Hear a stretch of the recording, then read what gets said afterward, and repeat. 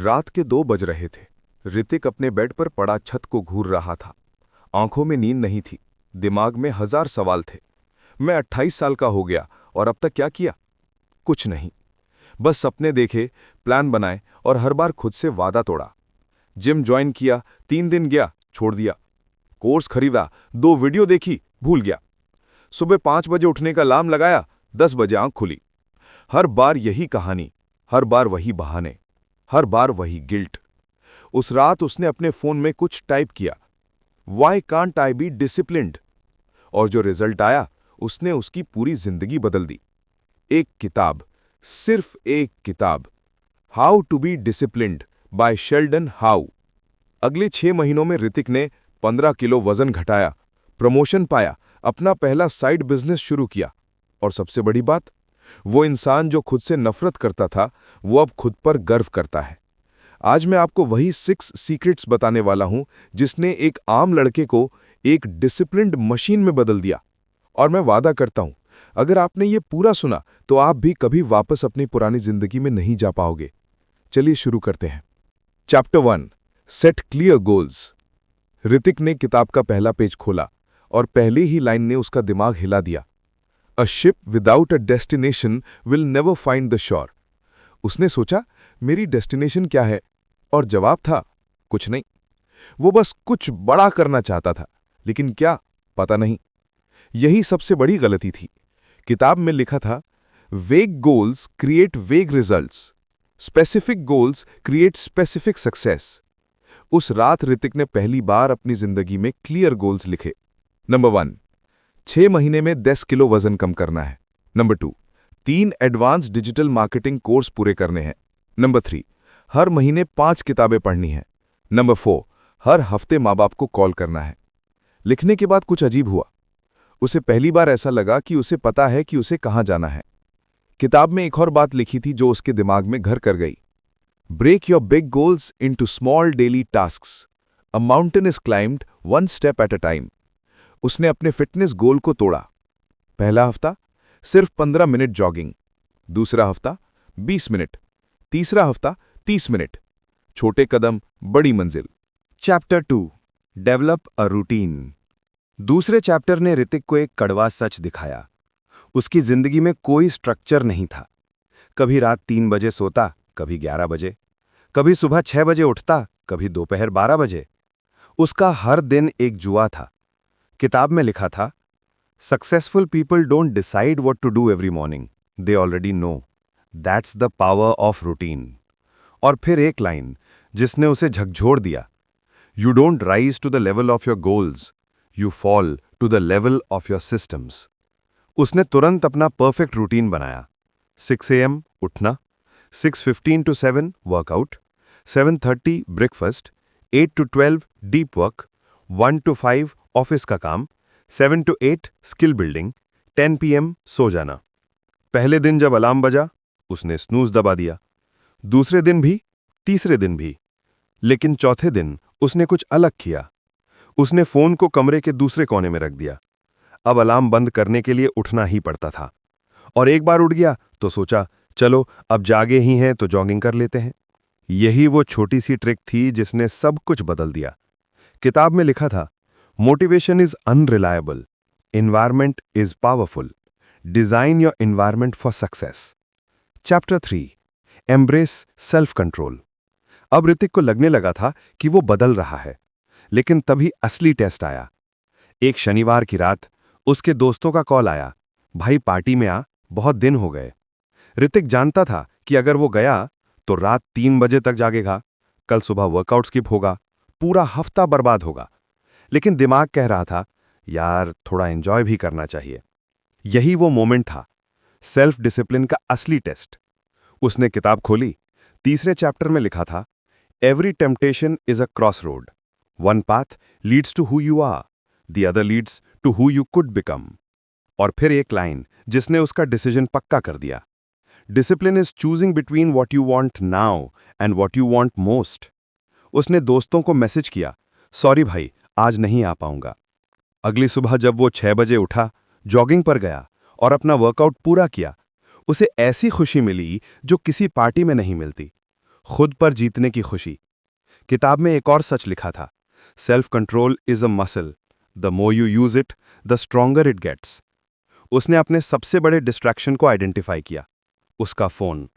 Instagram delete, YouTube shorts block, screen time limit 1 hour. पहले हफ्ते में उसने 3 घंटे एक्स्ट्रा पाए, हर दिन 3 घंटे, जो पहले रील्स में बर्बाद होते थे। Chapter 4 practice mindfulness. कुछ हफ्तों बाद एक नई प्रॉब्लम आई। ऋतिक फिजिकली तो काम कर रहा था, लेकिन मेंटली कहीं और था।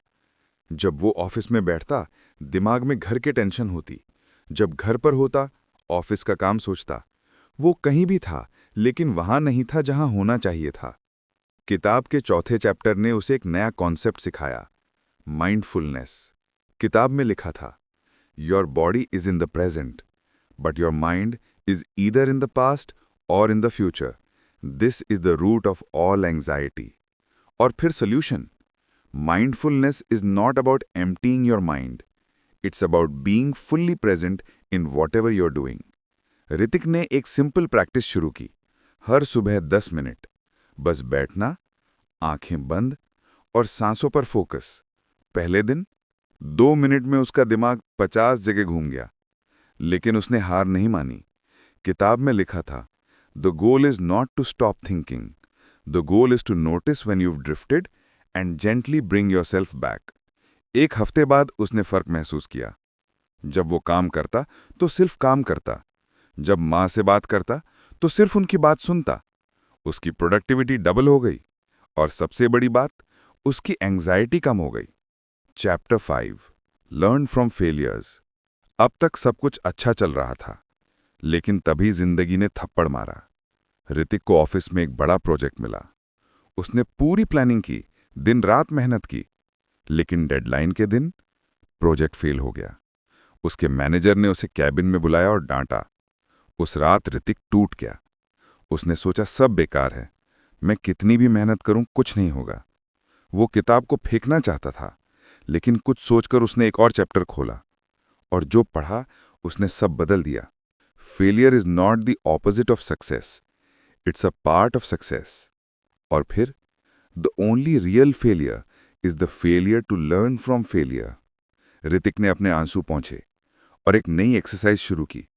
उसने लिखा, इस फेलियर से मैंने क्या सीखा? 1. टीम के साथ रेगुलर चेक इन नहीं किया था। 2. सब कुछ अकेले करने की कोशिश की। 3. हेल्प मांगने में ईगो आड़े आई। अगले प्रोजेक्ट में उसने यही 3 गलतियां फिक्स की, और रिजल्ट? प्रोजेक्ट टाइम से पहले कंप्लीट, मैनेजर की तारीफ, प्रमोशन की बात। किताब में एक और लाइन थी, fall 7 times, stand up 8। Hrithik ने इसे अपनी दीवार पर लिख दिया। चैप्टर 6 कंसिस्टेंसी इज की। आखिरी चैप्टर, और शायद सबसे इंपॉर्टेंट। किताब में लिखा था, everyone wants to be successful, but very few are willing to be consistent. Hrithik ने रियलाइज किया कि उसकी सबसे बड़ी वीकनेस यही थी। वो शुरू तो कर लेता था, लेकिन जारी नहीं रख पाता था।